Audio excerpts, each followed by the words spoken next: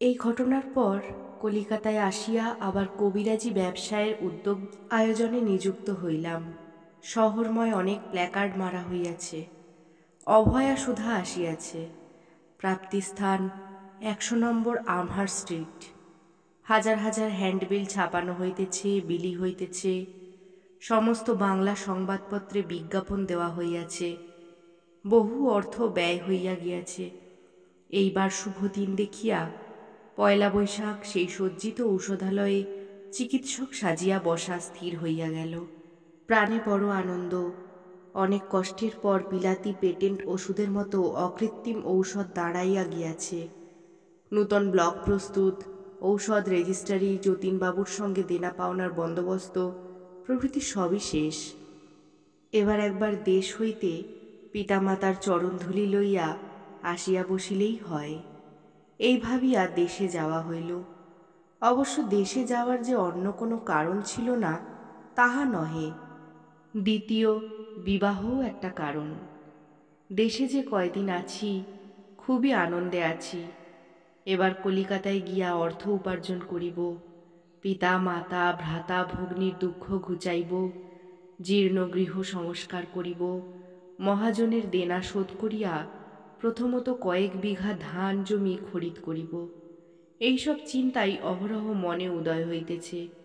কিন্তু অহংকার ছিল না, বরং যাহার সঙ্গে কখনো মিশি নাই তাহার সঙ্গেও মিশিতে ইচ্ছা হইতেছে। যাহারা বহুকাল শত্রু হইয়া আছে তাহাদেরও বাড়িতে যাতায়াত চলিতেছে। এমনকি খাওয়া দাওয়া পর্যন্ত কিছুই বাদ নাই। বোধহয় উন্নতির আশার সঙ্গে সঙ্গে এরূপ উদার হৃদয় সবারই হয়।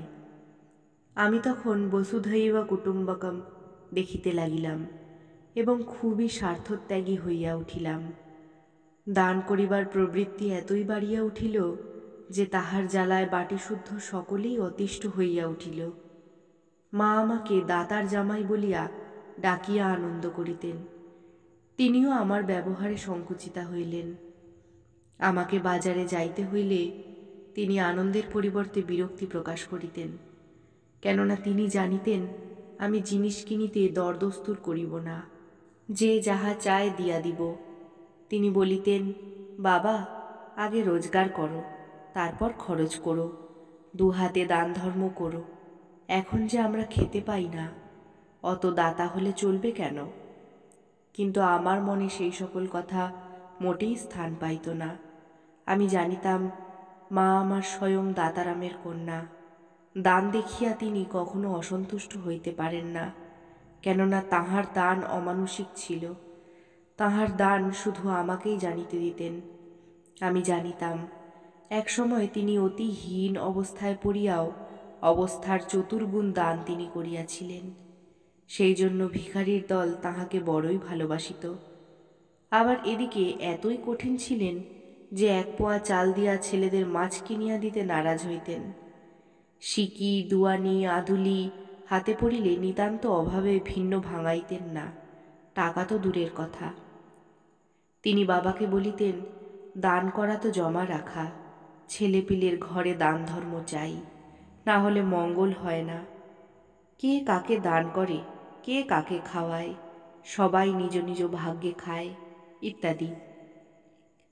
এইরূপ আনন্দে দিন কতক গেলে একদিন রাত্রে স্বপ্নে দেখিলাম একজন গৈরিক বসনধারী সন্ন্যাসী আমার নিকট আসিয়া বলিতেছেন, তুমি শীঘ্র কলিকাতায় যাও, তোমাকে এইটি দিব।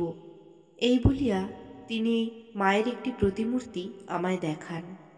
আমি মূর্তিখানি ভালো করিয়া দেখিতে পাই নাই, তবে মনে হইল কালী মায়ের মূর্তি। সকালে উঠিয়া স্বপ্নের কথা প্রথমে মাকে জানাইলাম। মা তাহা উড়াইয়া দিয়া বলিলেন, তুমি এ যাত্রা কলকাতায় গেলে শীঘ্র আর ফিরবে না, এখন দিন কতক থেকে যাও। সন্ধ্যার সময় দাদাকে ডাকিয়া বেড়াইতে গেলাম এবং এই স্বপ্নাদেশের কথা তাহাকে জানাইলাম। তিনি ভালো মন্দ কিছু না বলিয়া শুধু বলিলেন, বেশ তো, মা যখন বলছেন তখন আর দিন কয়েক থেকে যাও না কেন? সেই দিন রাত্রে পুনরায় স্বপ্নাদেশ হইল। সেই পূর্বের সন্ন্যাসীটি আসিয়াই আমার কলিকাতায় যাইতে বারবার অনুরোধ করিলেন। আমি কিছুতেই না শোনায় তিনি বলিলেন, যদি কাল কলকাতা যাত্রা না করো মহা বিপদ ঘটবে। আমি সকালে উঠিয়া স্বপ্নাদেশের কথা আর কাহাকেও বলিলাম না। দেখিলাম সত্য সত্যই সেদিন রাত্রে এক বিপদ ঘটিল। অপর বাড়ির আগুন আসিয়া আমাদের বৈঠকখানা ও গোয়াল ঘরখানি পুড়িয়া গেল। অন্যান্য ঘরগুলি অতি কষ্টে বহু পাড়াপড়শির বিশেষ চেষ্টায় রক্ষা পাইল। তারপর আর কাল বিলম্ব করিলাম না। পিতা মাতা ভ্রাতা ও নববধূর নিকট হইতে বিদায় লইয়া কলিকাতায় যাত্রা করিলাম। এবারকার যাত্রায় একটু বিশেষ অভিনয় ঘটিল। কেননা যে মা আমায় বিদায় দিতে কখনো ব্যাকুলা হন না, এবার তিনিও আমায় বক্ষে ধরিয়া চোখের জলে বলিলেন, বাবা, আমাকে মনে রেখো, যেন ভুলে যেও না। ভ্রাতা ভগিনী সকলেই কাঁদিল। বাবারও চোখে জল দেখিলাম। বাবার চোখের জল আজ নতুন নহে, তিনি প্রত্যেকবারই এ অধমকে চোখের জলে বিদায় দিতেন।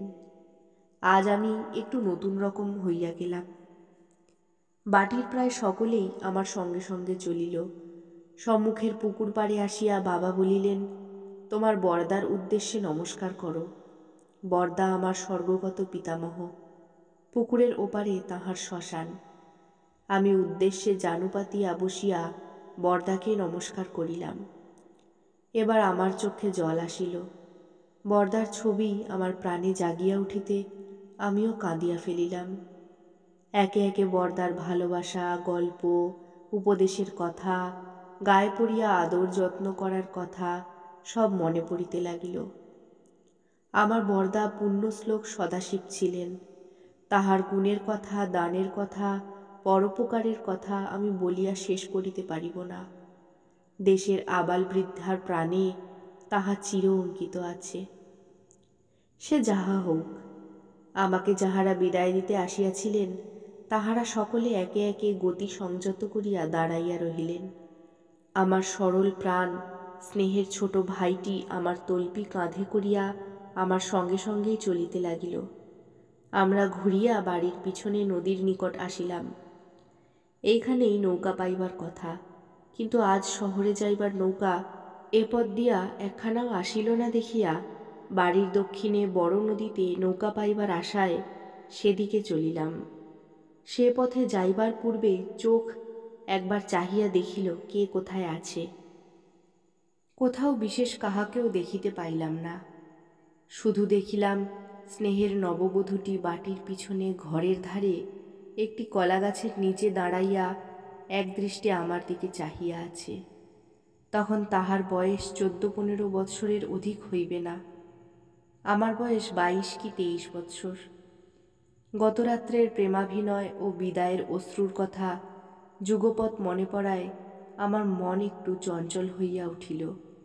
আমি তখন ছোট ভাইকে সম্বোধন করিয়া বলিলাম, শ্যাম, তোমার বৌদিকে দেখো, তাকে কাঁদতে বারণ করো, আর সে যাতে সকলের মন জুগিয়ে চলতে পারে সেইরূপ শিক্ষা দিও। শ্যাম বলিল, বৌদি খুব ভালো, তাকে বিশেষ কিছু শিক্ষা দিতে হবে না। বউ ঠাকুরানীর সঙ্গে তার বেশ ভাব হয়ে গেছে, আর গৃহকার্যেও বেশ পটু। মা দুটি বউ পেয়ে খুবই সুখী হয়েছেন। আমি বলিলাম, যে স্ত্রী পিতামাতার সেবা করিতে কুণ্ঠিত হয়, তাদের বাধ্য হয় না এবং গৃহকার্যে অপটু হয়, সেই স্ত্রী দুঃখেরই কারণ হয়ে থাকে এবং সেই স্ত্রী পুরুষের ভবিষ্যৎ জীবন অন্ধকারময় হয়ে দাঁড়ায়। অনুতাপ, অনুশোচনা, অশান্তি তাদের জীবন সঙ্গী হয়। বলিতে বলিতে অদূরে নৌকার শিঙা বাজিয়া উঠিল। শ্যাম বলিল, দাদা, ওই শহরের নৌকা যাচ্ছে, একটু তাড়াতাড়ি চলুন। কথা বন্ধ হইয়া গেল। তাড়াতাড়ি পথ চলিয়া নদীর তীরে উপস্থিত হইলাম। সে নৌকাখানি আর পাওয়া গেল না। পরক্ষণে এক সাম্পান আসিল এবং আমি তাহাতে উঠিয়া শহরের পথে চলিলাম। ছোট ভাইটি চোখ মুছিতে মুছিতে গৃহাভিমুখে প্রস্থান করিল।